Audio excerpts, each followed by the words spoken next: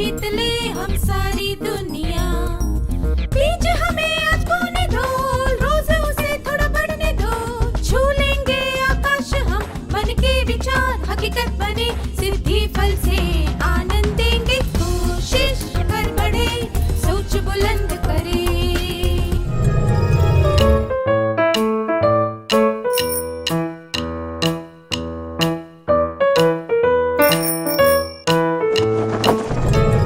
नमस्ते छात्रों, आप सबसे फिर से मिलकर खुशी हुई। आज के सत्र की शुरुआत एक कहानी से करते हैं। सन 1610 में एक दिन शाम को महाराजा उदय सिंह ने जेब से अपना मोबाइल फोन निकाला और अपनी महारानी को फोन करके कहा, प्रिय, मैं अपनी मोटरसाइकिल पर शहर का दौरा करने जा रहा हूँ, इसलिए महल पहुंचने में मुझे थोड़ा समय लग जाएगा। सेवकों से कहना कि जब तक मैं ना लौटूं तब तक लाइटें बंद ना करें। इस कहानी में हास्यपद और विचित्र बात कौन सी थी?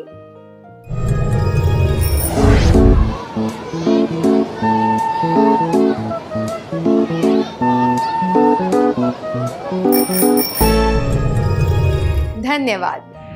इस कहानी के बारे में विचित्र बात यह है कि 400 साल पहले रहने वाले एक महाराज को मोबाइल फोन का इस्तेमाल करते हुए बताया गया है।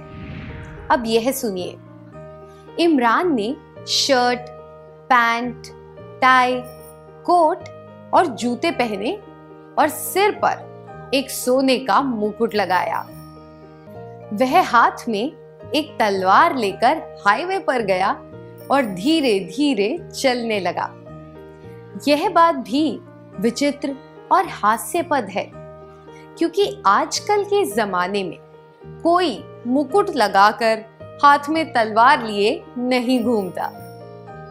ये दोनों दृश्य नामुमकिन और अस्वीकार्य लगते हैं, क्योंकि हमारे दिमाग को पता होता है कि किसी निश्चित काल में क्या हुआ होगा। उस काल से विपरीत कोई भी बात बहुत विचित्र और मूर्खतापूर्ण लगती है। काल के आधार पर हमारा दिमाग चीजों की विशिष्टता पहचान पाता है और उसके अनुसार उन्हें स्वीकार करता है। अब एक खेल का समय है। इस खेल के 4 चरण हैं।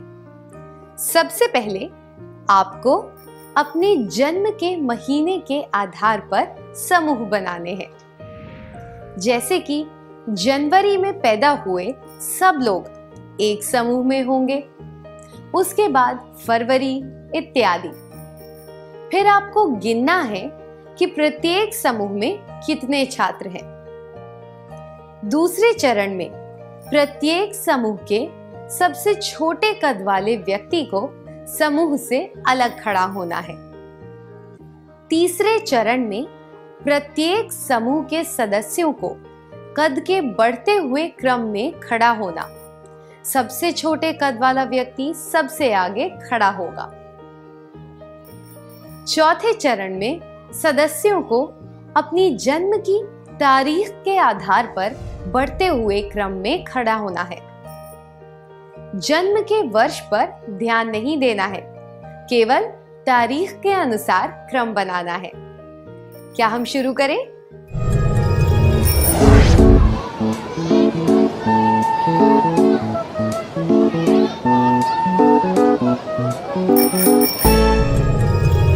बहुत अच्छी तरह खेला, धन्यवाद। सबसे पहले आपने जन्म के महीने के अनुसार समूह बनाए। किसी चीज के आधार पर समूह बनाने को वर्गीकरण कहते हैं। इसके बाद समूह में सबसे कम कद वाला व्यक्ति अलग खड़ा हुआ। किसी निश्चित गुण के आधार पर किसी व्यक्ति को उसके समूह से अलग पहचान पाना, इसे विशिष्टता ढूंढना कहते हैं। तीसरा चरण है समूह में कद के अनुसार बढ़ते हुए क्रम में खड़े होना। और अंत में अपनी जन्म की तारीख के अनुसार खड़े होना। जब चीजों को किसी इकाई जैसे कि समय, कद, चौड़ाई, लंबाई इत्यादि के आधार पर एक के बाद एक रखा जाता है तो उसे अनुक्रमण कहते हैं। मैं दोहराती हूं, जब चीजों को किसी इकाई जैसे कि समय, कद, चौड़ाई, लंबाई इत्यादि के आधार पर एक के बाद एक रखा जाता है तो उसे अनुक्रमण कहते हैं।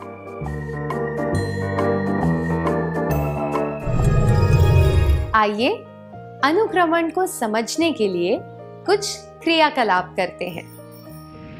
इस क्रम को देखिए, 2, 4, 6, 8, 10। 10 के बाद क्या आएगा?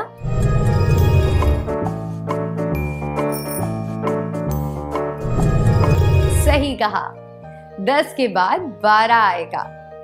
ऐसा क्यों है कि यहाँ 12 के अलावा और कोई संख्या नहीं आ सकती? हमने देखा कि इसमें एक पैटर्न है। ये सारी सम संख्याएं हैं और इन्हें बढ़ते हुए क्रम में रखा गया है। इसलिए तर्क के अनुसार अगली संख्या 12 होगी। 2, 4, 6, 8, 10, 12। अब आपको स्क्रीन पर कुछ और क्रम दिखाए जाएंगे। आपको उन क्रमों के तर्क को समझते हुए क्रम में आने वाली अगली संख्या को पहचानना है। क्या आप तैयार हैं? 4, 8, 12, 16, 3, 9, 27, 2012, 2002, 1992।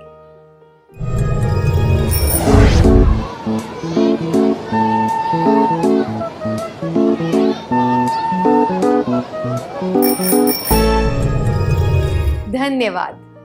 आइए अब उत्तर देखते हैं। पहला क्रम संख्या 4 से शुरू होता है और उसके बाद आगे वाली संख्या प्राप्त करने के लिए पहले वाली संख्या में 4 जोड़ा गया है। 0 में 4 जोड़ा मिला 4।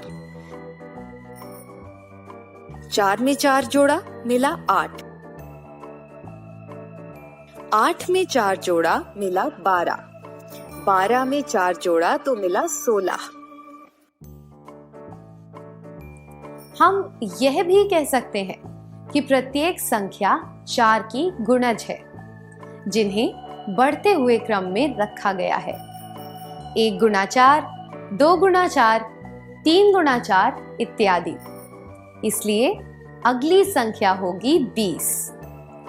16 + 4 या 5 गुणा 4। दूसरे क्रम में पहली संख्या है 3, दूसरी संख्या है 9, तीसरी संख्या है 27। पैटर्न ये है कि आगे वाली संख्या प्राप्त करने के लिए पिछली संख्या को 3 से गुणा किया गया है। इसलिए पहले वाली खाली जगह में 27 गुणा 3 होगा, जो है 81। दूसरी खाली जगह में 81 गुणा 3 आएगा, जो है 243। तीसरे पैटर्न में संख्याओं को घटते हुए क्रम में लगाया गया है। पहली संख्या है 2012 और अगली है 2002, जो कि पहली संख्या से 10 कम है।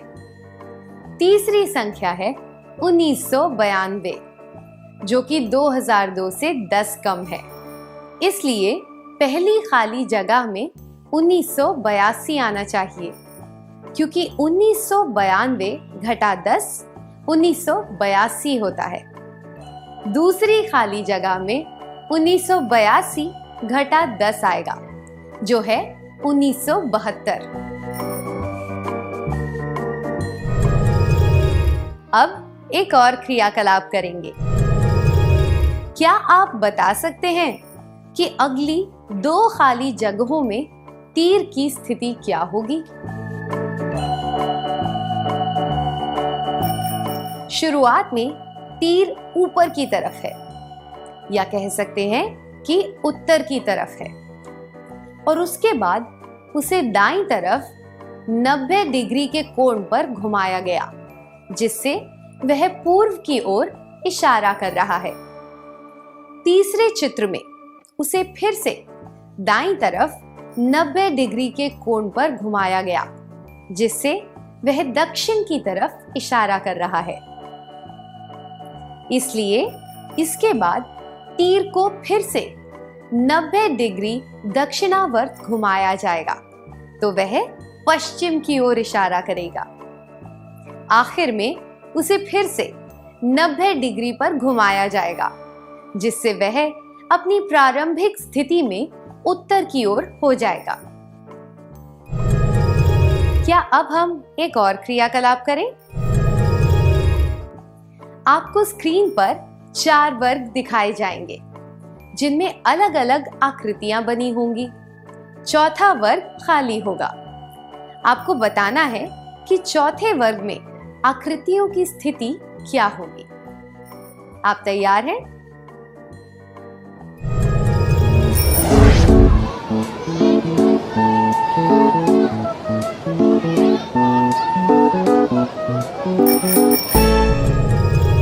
बहुत अच्छा प्रयास था, धन्यवाद। आइए अब सही जवाब देखते हैं। हम देख सकते हैं कि वर्गों में आकृतियों का एक निश्चित पैटर्न है। वर्ग में बनी सभी आकृतियां दक्षिणावर्त दिशा में घूम रही हैं। इस तर्क के अनुसार चौथे वर्ग में आकृतियां इस तरह दिखेंगी। निश्चित क्रम वाले पैटर्न से हमें यह जानने में मदद मिलती है कि क्रम में आगे क्या आएगा। अब क्रियाकलाप द्वारा हम यह देखेंगे कि इन योग्यताओं का इस्तेमाल हम अपने वास्तविक जीवन में किस तरह कर सकते हैं। बस में सफर करके आप सबसे दूर कौन सी जगह गए हैं? क्या आप बता सकते हैं कि वह बस रास्ते में किन किन जगहों पर रुकी थी? आपको इन जगहों के नाम सही क्रम में बताने हैं। इसी तरह आपको यह बताना है कि जब आप रेलगाड़ी से किसी जगह गए, तब आपके शहर या गांव से शुरू होने के बाद रास्ते में कौन सी जगहें आई, यह भी आपको सही क्रम में बताना है। कृपया स्वेच्छा से आगे आ जाइए।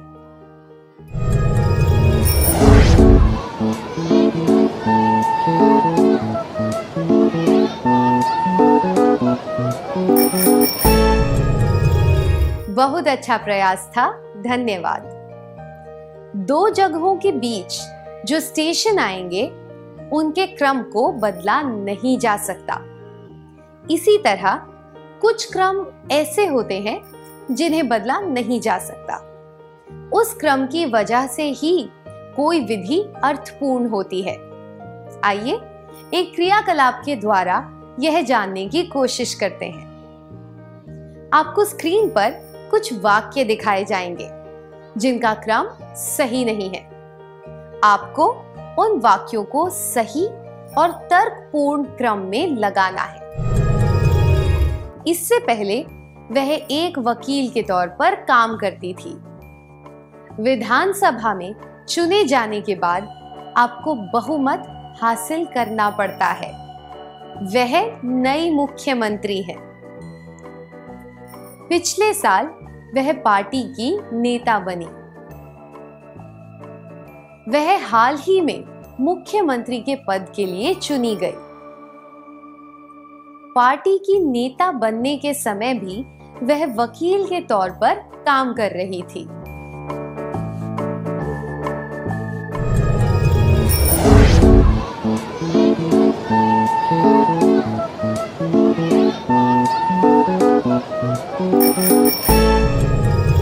बहुत बढ़िया। क्या अब हम सही क्रम देखें? वह हाल ही में मुख्यमंत्री के पद के लिए चुनी गई। वह नई मुख्यमंत्री है। इससे पहले वह एक वकील के तौर पर काम करती थी। पिछले साल वह पार्टी की नेता बनी। पार्टी की नेता बनने के समय भी वह वकील के तौर पर काम कर रही थी। विधानसभा में चुने जाने के बाद आपको बहुमत हासिल करना पड़ता है।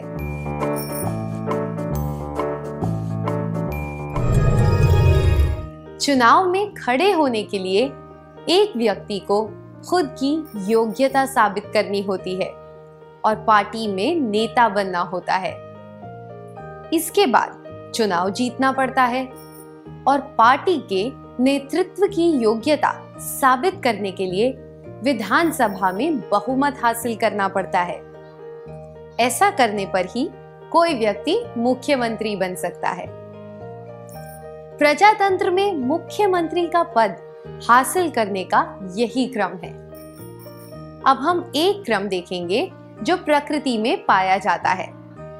जब अंडे फूटते हैं तब उसमें से इल्लियां निकलती हैं और वे पत्ते खाकर बड़ी होती हैं।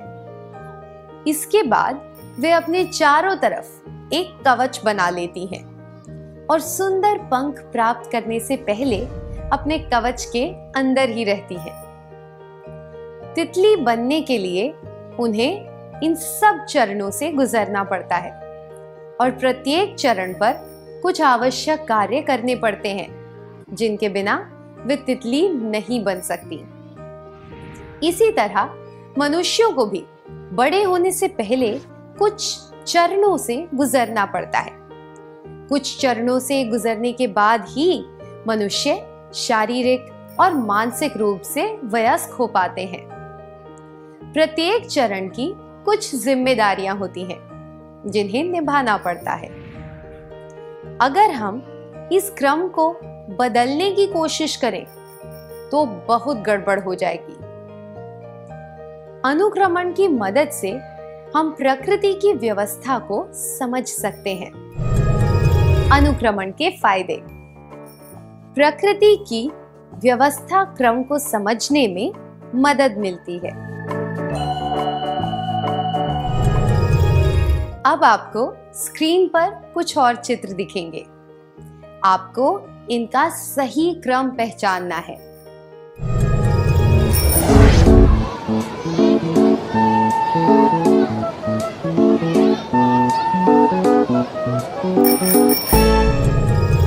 बहुत बढ़िया।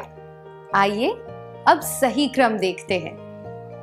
भिगोना, धोना, खंगालना, ये काम सही क्रम में करने चाहिए।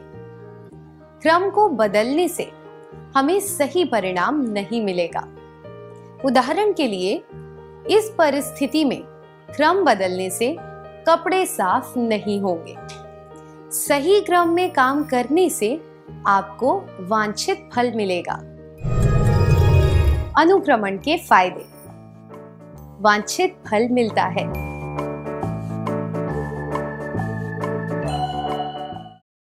करुणा सुबह देर से उठी। काम खत्म करने के बाद उसे स्कूल जाना था। उसकी माँ उसे जल्दी तैयार होने के लिए कह रही थी। करुणा कुछ देर के लिए रुकी और उसने कामों का सही क्रम बनाया। ऐसा करने से वह स्कूल जाने से पहले अपने सारे काम खत्म कर पाई। हमने इससे क्या सीखा? चिंता और परेशानी से बचने के लिए हमें अपने काम क्रम में लगा लेने चाहिए। अनुक्रमण से हमारे काम व्यवस्थित हो जाते हैं। अनुक्रमण के फायदे। काम को व्यवस्थित करने में मदद मिलती है। आइए अनुक्रमण का एक और फायदा देखते हैं। अगर आप शतरंज खेलना चाहते हैं तो आप किसी से कहेंगे कि वह आपके साथ खेले। आप शतरंज के बोर्ड को दोनों खिलाड़ियों के बीच रखेंगे और सफेद व काले मोहरों का चुनाव करेंगे।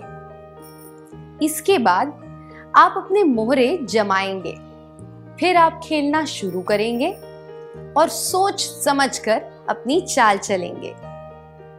जिन प्यादों या मोहरों को आपने मार दिया होगा वे बोर्ड से हटा दिए जाएंगे।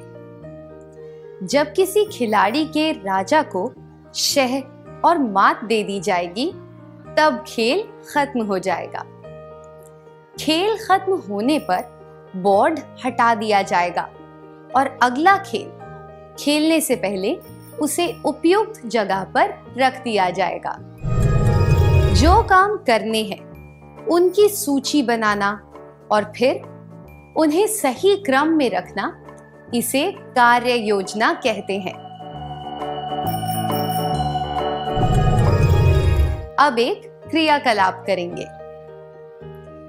कादिर एक गायन प्रतियोगिता में भाग लेने वाला है जो कि उसके स्कूल में 10 दिनों बाद होगी। उसने अपने कार्यों की सूची पहले ही बना दी। पहले खुद का नाम दर्ज करवाना, फिर गीत चुनना, गीत को याद करना, उसका अभ्यास करना, साज चुनना इत्यादि। उसने आज ही इन बातों पर काम करना शुरू कर दिया। वह इस बारे में अपने दोस्त मयंक के साथ चर्चा कर रहा है। क्या आप दोनों इस दृश्य का अभिनय करके दिखा सकते हैं?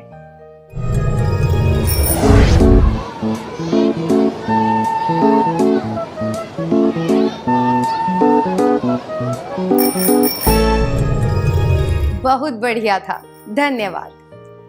नाम दर्ज करवाने से लेकर भाग लेने तक अगर सारे कार्यों की सूची सही क्रम में बनाई जाए तो लक्ष्य तक पहुंचने की कार्य योजना अपने आप सामने आ जाती है।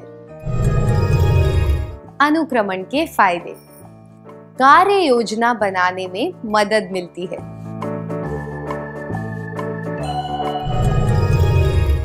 क्या अब हम आज के सत्र का सार संक्षेप कर लें?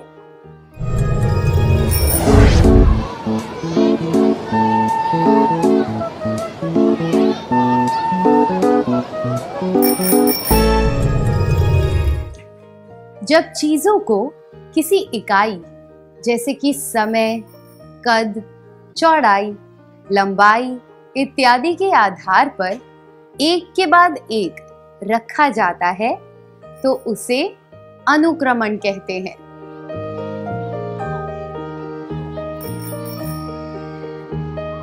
अनुक्रमण के फायदे।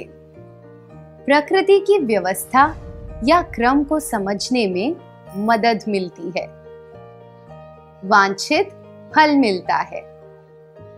काम को व्यवस्थित करने में मदद मिलती है। कार्य योजना बनाने में मदद मिलती है।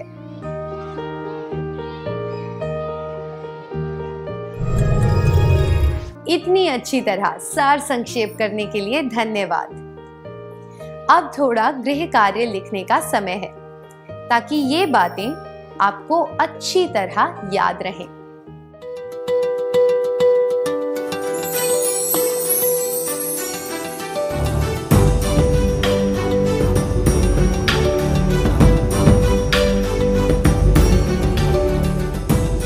प्रश्न 1। अगले सप्ताह आपके भाई की शादी है। आपके पापा ने आपको कुछ निमंत्रण पत्र दिए हैं जो आपको आस पड़ोस में रहने वाले अपने दोस्तों को देने हैं। आपके पापा ने वर्णमाला क्रम के अनुसार वे निमंत्रण पत्र रखे हैं। जब आपने निमंत्रण पत्र देखे तो आपको पता चला कि कुछ दोस्त आपकी गली में रहते हैं, कुछ एक गली के आगे रहते हैं और कुछ 3 या 4 गलियों के आगे रहते हैं।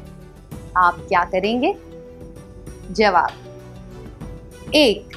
मेरे पापा ने जिस क्रम में निमंत्रण पत्र जमाए हैं मैं उसी क्रम में देने जाऊंगी। 2। मैं गलियों के अनुसार निमंत्रण पत्र जमाऊंगी और उसके बाद देने जाऊंगी। 3.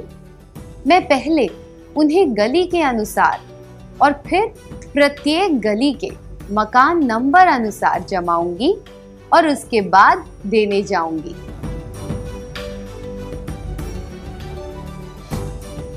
प्रश्न 2. इस पैटर्न में आगे प्रश्नवाचक चिन्ह के स्थान पर क्या आएगा? जवाब: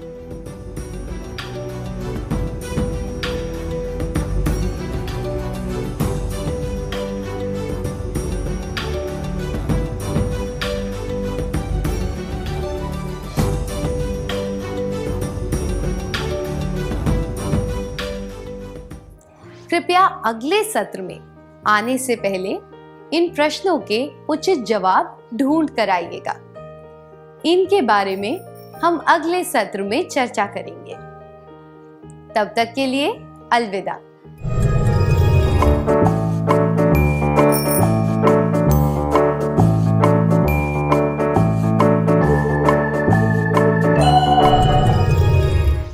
आपका स्वागत है छात्रों।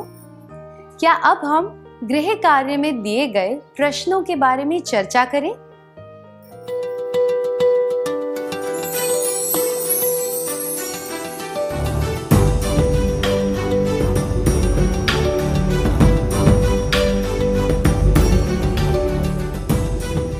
प्रश्न 1. अगले सप्ताह आपके भाई की शादी है। आपके पापा ने आपको कुछ निमंत्रण पत्र दिए हैं जो आपको आस पड़ोस में रहने वाले अपने दोस्तों को देने हैं। आपके पापा ने वर्णमाला क्रम के अनुसार वे निमंत्रण पत्र रखे हैं। जब आपने निमंत्रण पत्र देखे तो आपको पता चला कि कुछ दोस्त आपकी गली में रहते हैं, कुछ एक गली के आगे रहते हैं और कुछ 3 या 4 गलियों के आगे रहते हैं। आप क्या करेंगे? यह जवाब: मेरे पापा ने जिस क्रम में निमंत्रण पत्र जमाए हैं मैं उसी क्रम में देने जाऊंगी अनुचित है।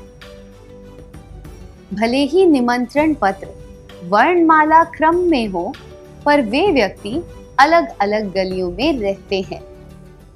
वर्णमाला क्रम में जाने से आपका बहुत समय बर्बाद होगा और आपको कुछ गलियों के बार बार चक्कर लगाने पड़ेंगे।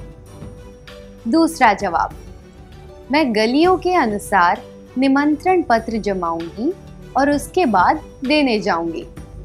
यह भी अनुचित है। गली में किसी का घर आगे हो सकता है और किसी का पीछे। इस वजह से आपको एक गली में भी बार बार घूमना पड़ सकता है। यह जवाब: मैं पहले उन्हें गली के अनुसार और फिर प्रत्येक गली के मकान नंबर अनुसार जमाऊंगी और उसके बाद देने जाऊंगी सबसे उचित है। ऐसा करने से आपकी कार्य योजना बिल्कुल स्पष्ट हो जाएगी और आप समय बर्बाद किए बिना व्यवस्थित तरीके से अपना काम कर पाएंगे। आपका जवाब क्या है?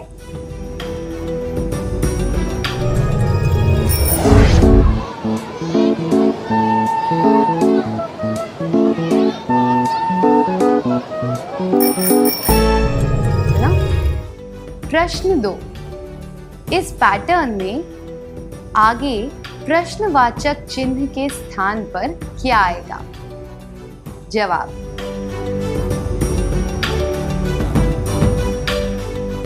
अगले प्रश्न का उचित उत्तर है बी। आपका जवाब क्या है?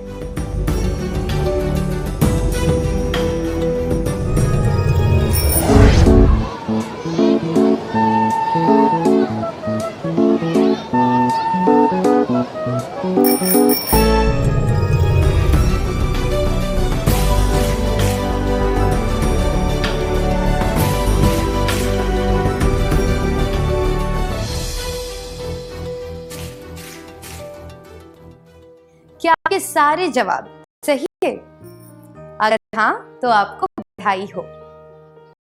क्या अब अगला सत्र शुरू करें?